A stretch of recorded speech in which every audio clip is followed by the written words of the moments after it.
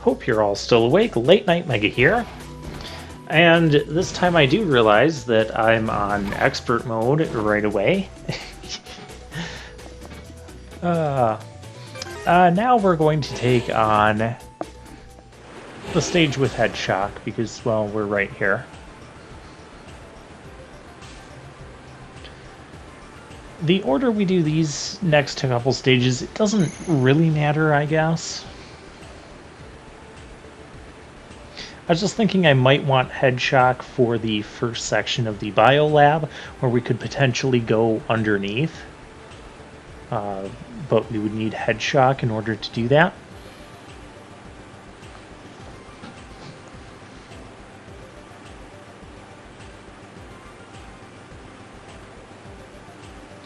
And you can see there, Ash is kind of commenting that it looks like there was already a battle there, or something had happened. And so this is the confirmation I was kind of talking about earlier in the game, that we can confirm that Gray is dead in Ash's timeline. And then vice versa would be true. Ash is dead in Gray's timeline. So Gray did not survive his intro boss fight. Otherwise, we'd have to answer the question, why didn't we meet him and why aren't we going through, why isn't Gray going through all the events of his timeline? So, best explanation is the other one is dead in the opposite timeline.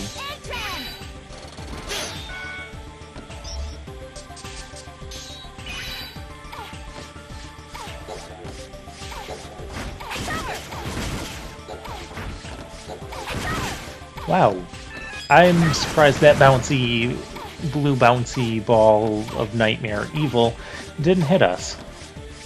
I know this room isn't progress, it's probably a mistake going in here.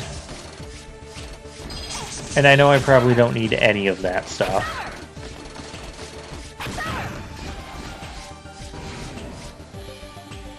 But we got it anyways, and we got it without getting hit. And this is an example of why I wanted to get Argoyle and Ugoyle first. Also, it makes grinding for extra lives easier over at the oil field because I can pick up two of them that are very close to each other, the second one requiring the Argoyle-Ugoyle transformation.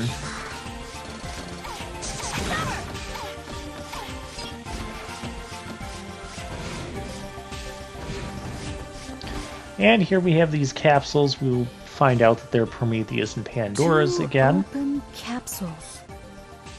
I wonder who was in there. Look at that panel.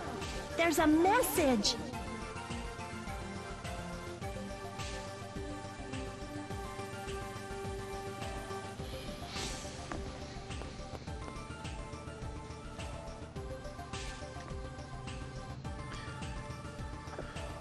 So DAN, as we learned, is Prometheus Dr. and Albert, Pandora's number capsules. 001. Looks like those two were made here.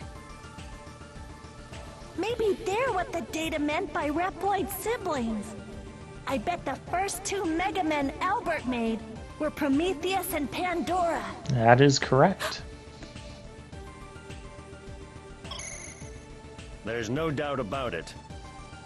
These capsules are the chains that bound them, so that they wouldn't go against Albert's plan.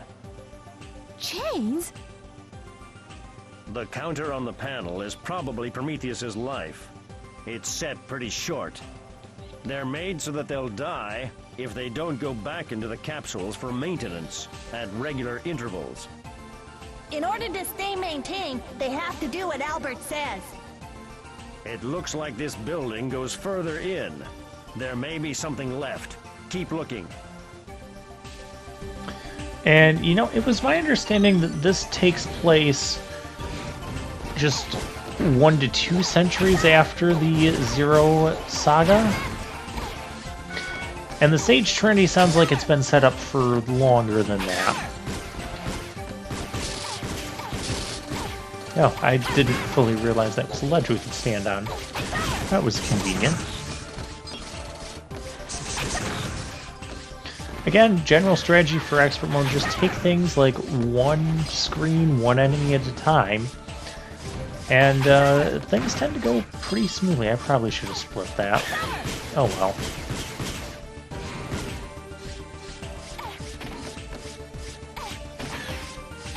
I'm trying to do stuff over there. And that's an instance of we passed an enemy, we passed the threat, it's not a threat, so let's not mess with it. Because see, that's the type of thing that happens when I mess with stuff.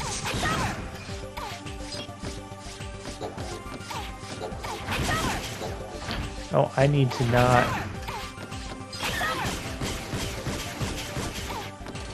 There we go. Otherwise, then I'd have to go up above, and that would get kind of obnoxious. Ricochet is helpful. You know what? This stage has went well enough. We can take a death at Hedgeshock and... Hey, that's as far as you go! Nobody gets past this point! I like this voice acting. Mr. Albert's orders. Hey! Yeah, whatever. Now out of my way. And Ash just does not care at all. Hedgeshock? You've got to face the penalty! A shocking penalty! Mr. Albert's orders are absolute!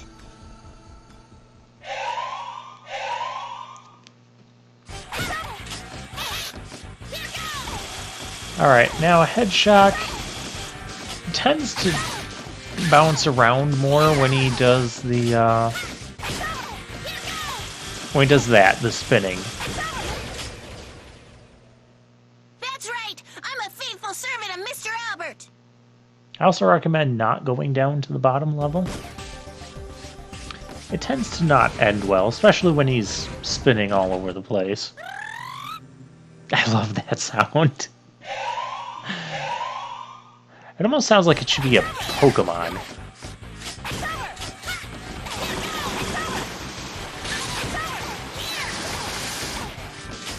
Wait, Electric Rodent. So this is basically the Mega Man version of Pikachu.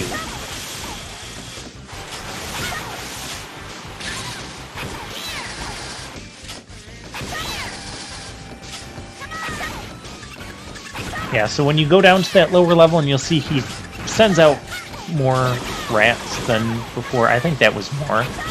2 rounds of rats. It doesn't really matter. What does matter is I keep getting hit by shots that I should be avoiding. And you do go down to hit him, just hit him and get out of there. That's not good. See, I went down. I should have just went up. I'm a faithful...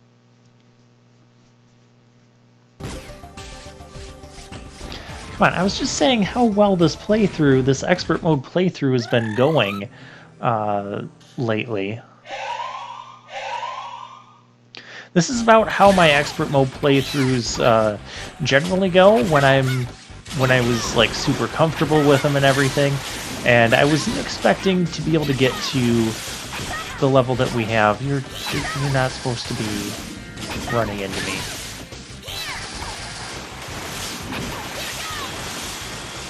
See, that time we got up. Shoot him as he does the bounce, or just let the ricochet maybe get a hit in. Oh, again. That's right! I'm a... Yes, we know.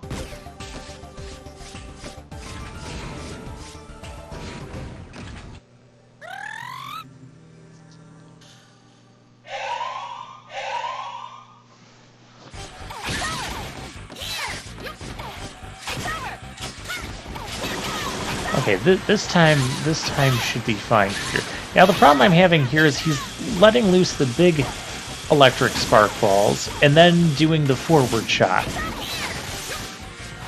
making it difficult for me to dodge both at the same time, because I want to just stay up here and not be going down there.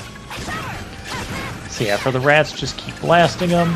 Ignore the rats on the bottom, let those just dissipate themselves.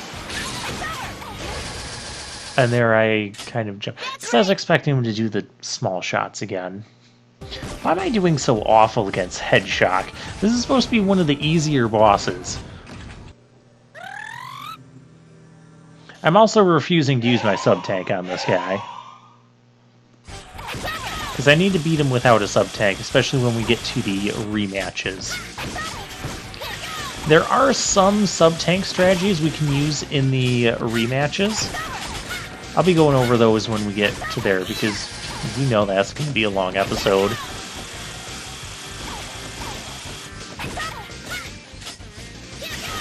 Ah, Ricochet got him.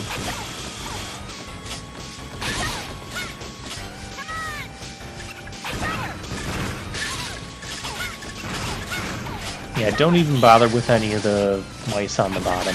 They're not worth it. I do really like this battle.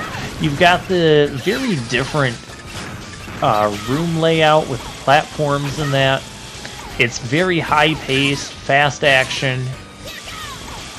It's just a fun battle. Go down there to hit him, and go back up. See, that's the strategy.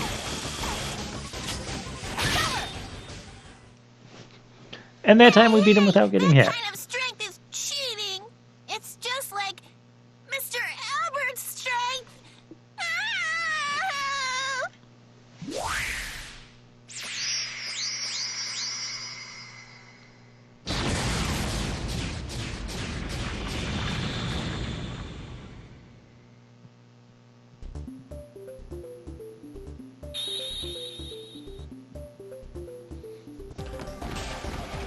And with that, we get Hedgeshock's ability, and we get this capsule, which we later learn There's another capsule here. is that this is actually it's Albert's empty. capsule, There's something showing on this panel, though. which kind of adds to the theory that this Albert really is somehow, some way, Prototype Dr. mean? Wiley from the I bet classic this is series. part of Albert's plan too. Somehow transferring his consciousness There's a disc still into in this drive. this this body. Very It's a good. fun theory to All think you about. managed to find is an empty capsule But and there's some references incomplete to data. There might be Wiley some Mega Man that we don't still know being about. around We'll in analyze some the data form, here and see obviously what we in can some find. sort of robotic, Send it with your mission report. humanoid combination form in the X series. So really cool here, and then you have the connections with Dr. Weil.